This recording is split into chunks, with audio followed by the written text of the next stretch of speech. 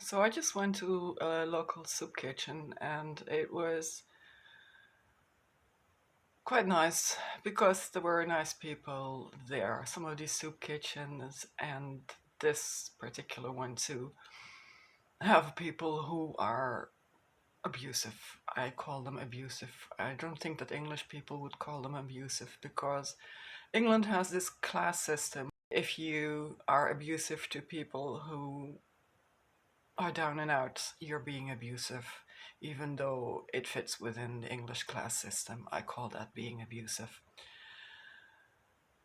And there are lots of people here in Portsmouth. No, let's rephrase that. There are good people here in Portsmouth, but there are too many who are pretty sadistic.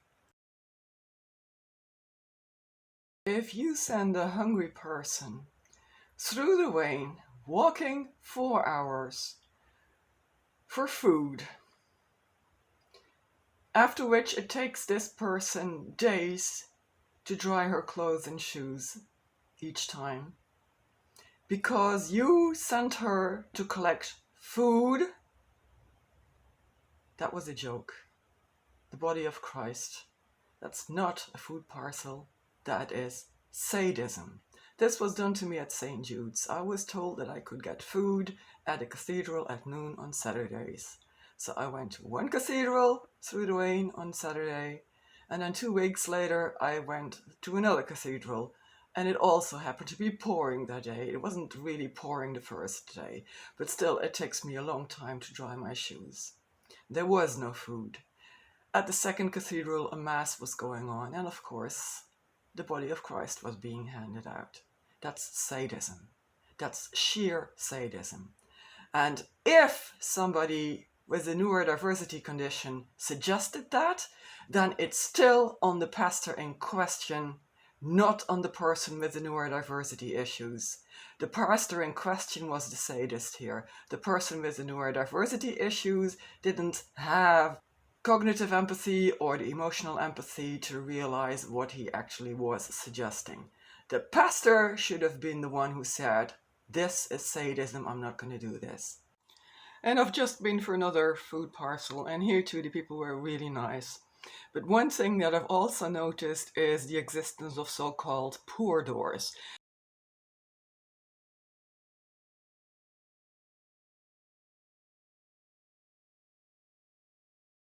If you go for a food parcel or for a meal, a takeaway meal or whatever, that's free, that's for people who have no money in their bank accounts. You're supposed to take the back door. That too is an expression of England's class system. It's contempt, it's separation, it's otherization, it's segregation, it is rejection, basically. No matter how nice the people are who give out the food parcels, why are we sent to the back? Why are we lesser human beings because we don't have a fat bank account? You need to ask yourselves this, people. You really do. Because it is at the basis of why we exist. Not just me. I'm not really talking about me, actually. I'm talking about the massive poverty that exists in the UK. 1/3 of the people here are living in poverty, and that's not because they have gene flaws or because they are demented or what have you, drug addicted into alcoholism. Most of them just receive far less money than they need to support themselves, to pay for the basics. And that is on the government. I don't want to go into politics, but it is on the government. This is not on those people. So sending them to the back door sends a very strong message, a Tory message. And you have to ask yourselves if you really want to be sending that message. And then you're standing there, and one guy, I think his name was Sam, asked me, "Do you know what you're going to be doing the next 4 weeks?" And I had to say no, because my hacker determines what I get to do. I couldn't explain that to him in detail. That is, I didn't explain that to him in detail, but what I meant by that is it's my hacker who determines whether I get my clients' emails, for starters.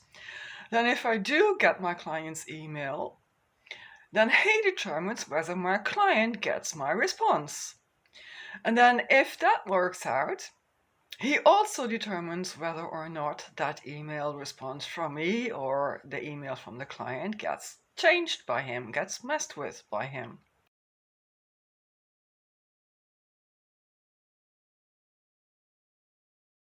If, like for instance, at the end of 2019, somebody allows me to do some other work, then the hacker may just wipe that off my disk.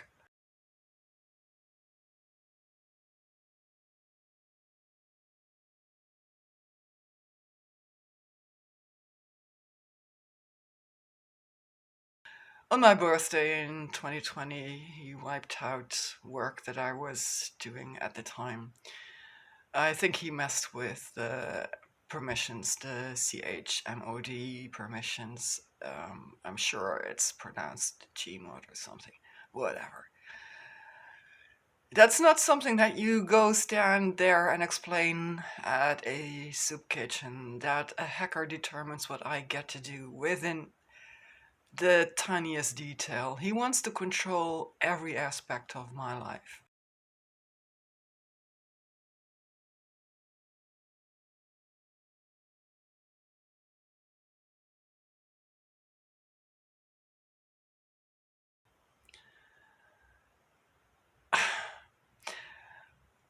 The problem with these things is that you sound crazy when you talk about this. However, when I say that I am a witness to a bank robbery, or I work at a bank and I'm a witness to a bank robbery, let's just say I'm a client there, I'm a customer and I witness a bank robbery. I am asked to describe the bank robbery, and I describe the bank robbery, and nobody in their right mind is going to say that I am a bank robber just because I'm describing a bank robbery. But when you're the target of a stalker, you describe crazy sounding behavior, and there is no way you cannot make it sound crazy, because it is crazy. Then you are the one who is being judged as crazy, because what you're describing is crazy.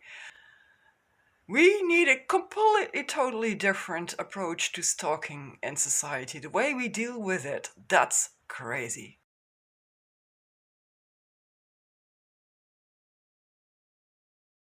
For those of you here in town who are not aware of this, it appears to concern two people, two males of approximately my age, who seem really nice normally, but who have a Jekyll and Hyde personality. They describe themselves as being two riders on a motorcycle and both wanting to drive the motorcycle. And what they want is to be accepted the way they are. They do not want to be judged. That's because they didn't make themselves, they didn't create themselves. And that's why they latched on to me. As long as I put up with their antics, they keep me alive, they make sure I have enough food. But it means I have absolutely no life. I have food and that's it. That's it. I mean, yeah, shelter. But I have no life, and it's extremely controlling and often coercive. And as soon as I start to protest against that, they punish me by cutting off all sorts of things, more things than before. And if people in Portsmouth don't have the IT knowledge to realize how this works in practice, well, that's not my problem. That's your problem. That's on you. You should get the expertise that you need to be able to understand this. It's as simple as that. The good thing about the hacking entity in my life is that they too are for more inclusivity and for less inequality. So I am hoping that they will let me do what I want to do. They've been in my equipment for over a decade, so they know that I've often made plans to start changing things here in Portsmouth. I don't know anyone in Portsmouth. I have some plans. I have in the past also contacted supermarket change and so on. Never got anywhere. I will take a new approach this time and see where that gets me. I was going to do that earlier this week, but that day that I was so exhausted was not a good day on which to start talking with all sorts of people. I have in the past tried to start a pet food bank.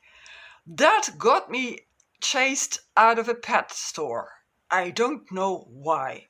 That really put me off, but I've meanwhile concluded that this has something to do with that particular person in question, had nothing to do with the idea in general. This person has appeared in the local newspaper at least once with comments that made me realize, sorry guy, you have some issues.